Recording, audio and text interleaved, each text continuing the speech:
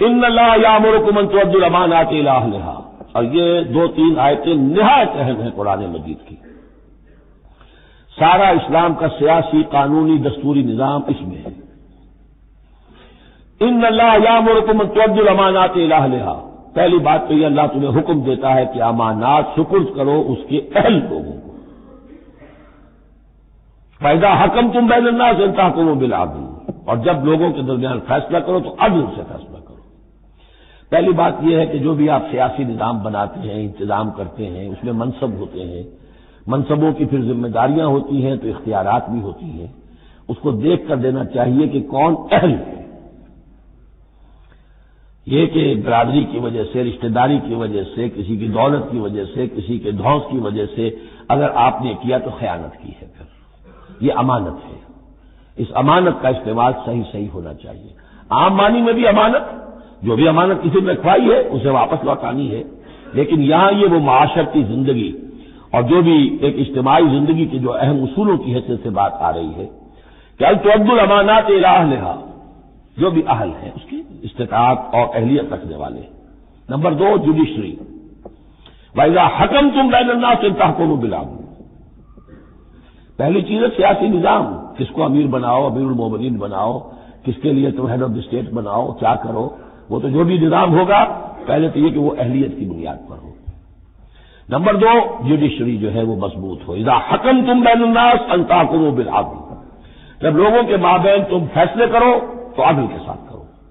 ان اللہ نعم ما یعظکم بہ، یقیناً اللہ تعالیٰ یہ بہت ہی اچھی نصیحتیں ہیں جو تمہیں کر رہا ہے۔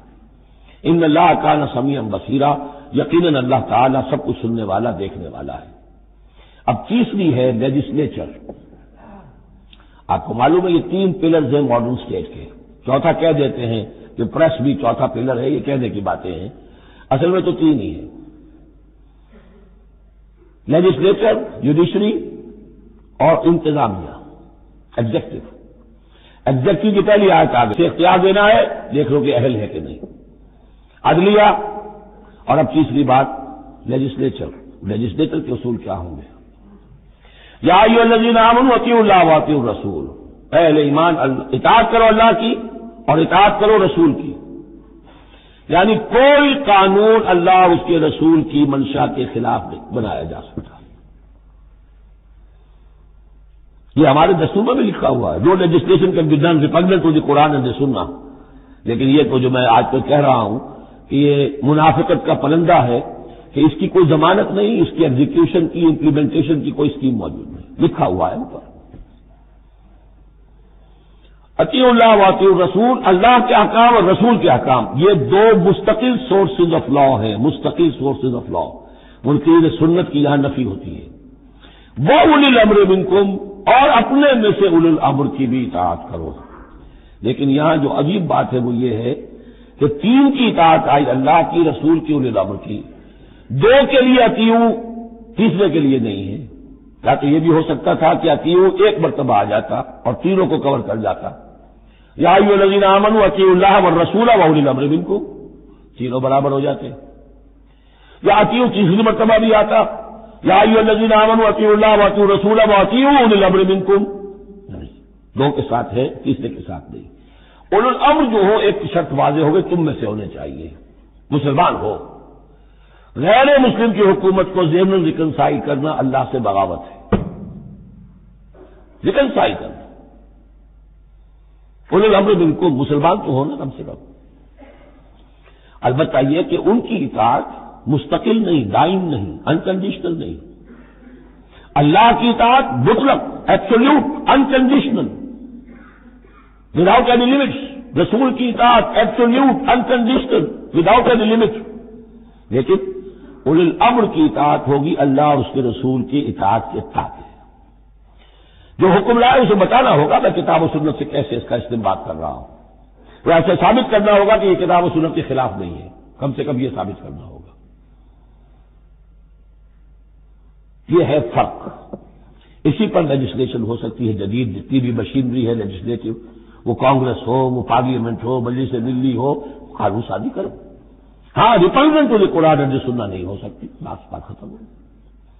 فَإِن تَنَازَعْتُمْ فِي شَيْءٍ، پھر اگر تمہارا کسی معاملے میں جھگڑا ہو جائے، اولو الامر کہتا میں تو اسے اسلام کے تقاضا صحیح سمجھتا ہوں، آپ سمجھتے ہیں نہیں تم غلط کہہ رہے ہو، کہاں جائیں اب؟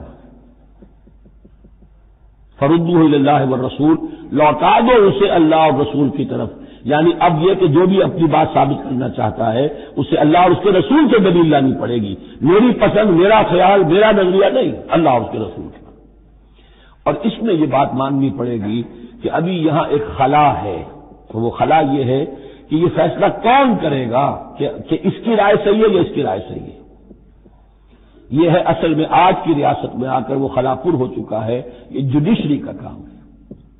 لیکن جبکہ ابھی اسلامی ریاست قائم ہوئی ہے عرب میں حضور کے زمانے میں، ابھی یہ انسٹیٹیوشنز جو ہیں شروع میں پوری طریقے سے آئیڈینٹیفائڈ اور علیحدہ علیحدہ انسٹیٹیوشنز تھے ہی نہیں کہ یہ لیجسلیچر ہے، یہ جوڈیشری ہے، یہ ایگزیکٹو ہے۔